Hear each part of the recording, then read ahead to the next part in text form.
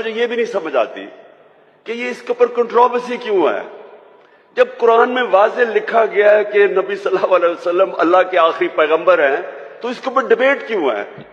जो नहीं मानता वो मुसलमान ही नहीं है। इसमें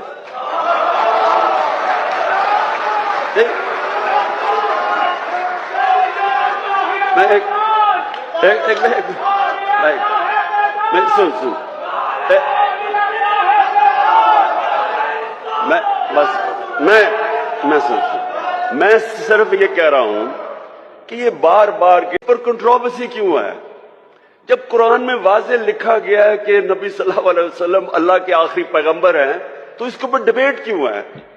जो नहीं मानता वो मुसलमान ही नहीं है। इसमें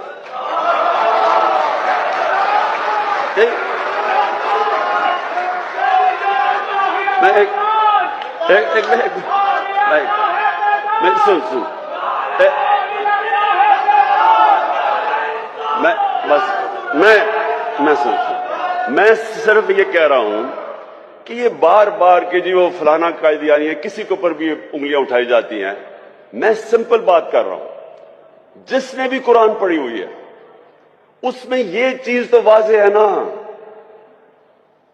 कि मोहम्मद मुस्तफा नबी सल्लल्लाहु अलैहि वसल्लम अल्लाह के आखिरी पैगंबर है। वाज़ेह है। जो नहीं मानता वो मुसलमान ही नहीं है। इसमें